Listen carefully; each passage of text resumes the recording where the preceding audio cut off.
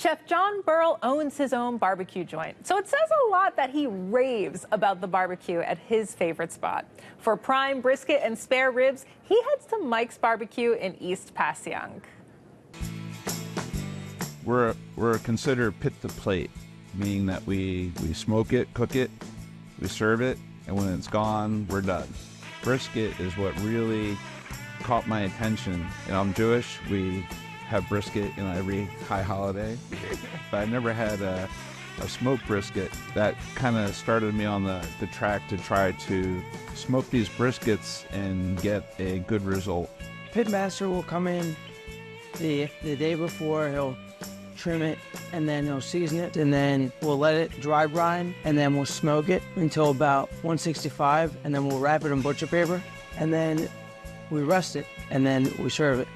So I started smoking meat in my backyard when I was much younger. My mother bought me a smoker, a Traeger, small one. I was 14 and just playing around. I got good at it. The big cuts of meat fascinated me. And then one summer, my mother told me I had to get a job, so I went to a barbecue restaurant, did all the prep, cut all the meat, did all the smoking, and then here we are. On July 4th, my 4th day, we were sold out by 9 a.m. John, you know a thing or two about barbecue. Why did you pick Mike's? His food is straight out of this world. It is absolute fire. It is unbelievably good. As they say, it slaps. It is just really good quality food. I'm kind of in the same kind of industry, and I know what it takes to go into that and what goes into that, and just what they do is put out product that's unlike anybody else's. And he's smoking it right there, too. Right there. They cook it for hours upon hours. They just put a lot of love into it, and you can tell when you eat it. It is just the like... The brisket was melt in your mouth. It was sold out by the time the end of our meal, because my friend wanted to take some home. Oh, I got some. It was... Man, I've never had brisket like that. I mean, I'm from Northeast Philadelphia. You gotta make sure that you get there early to get that brisket. Yes. We got there right when they opened at noon, and we're the first people in there. But when we left an hour later, it was packed. Absolutely we'd seen packed. so many folks coming in to get takeout, and I think they'd already run out of the ribs at that point. Yeah. It's just good. Did you guys try the cheesesteak? I've had the cheesesteak before. I didn't get it this time, but it's like, and I've gotten the gritty cheesesteak that comes with the chips and the cheese whiz. It's so good.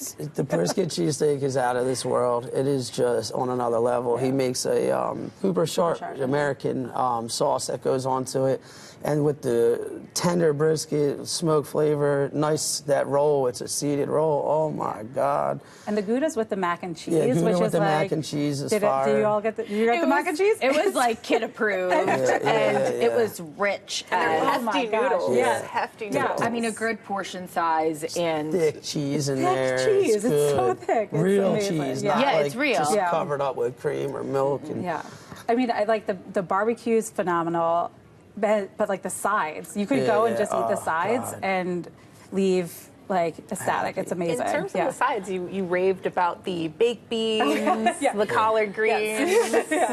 We ordered a lot. The collard greens are like my favorite. Everything is like top notch. And you mentioned the beans. I actually have no idea what kind of beans they were, but they were not baked beans. Because you think like barbecue baked beans. Yeah, the classic pinto. And almost like you expect this sweet thing, but they were a surprise. They're almost creamed.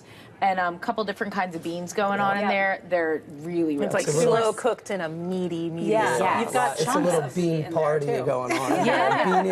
It's a bean and meat party in there. Yes. We ordered probably, you can't say too much because it's all amazing, just enough. But our table for 4 people was filled. There was no room for our plates. Because you get so much. I was literally holding my plate and eating it. Yeah, exactly. Well, that's how you know you're in a good place. They're serving you barbecue on a cafeteria tray, which is really how it should be served. Can we talk about the cornbread, though? Oh, my gosh. Yeah. Like, so for real. It's almost cornbread. like vanilla cake without icing. Oh, my God. But It's just so good and moist. Yeah. Oh. We asked for the a side sticky of butter. top to it. It's like layered with, I guess it's, I don't know if it's like honey or just how they bake it. It just comes out. What I like is that the ribs and the brisket, none of it has sauce on it. So you can choose to add what you want. And you can put as you like it. The sauces, I'm glad you mentioned those because there's so many different versions that you can get, and it's like a create your own adventure kind of sweet heat deal. or Yeah, the sweet heat. Yeah. So, but the Alabama white is my favorite. What? They say that's supposed to be just for like the chicken, or it works best on the chicken, but like use it on everything. It's so good. It's good on anything. We talked a lot about brisket, but how about the ribs? Oh my gosh. Yeah.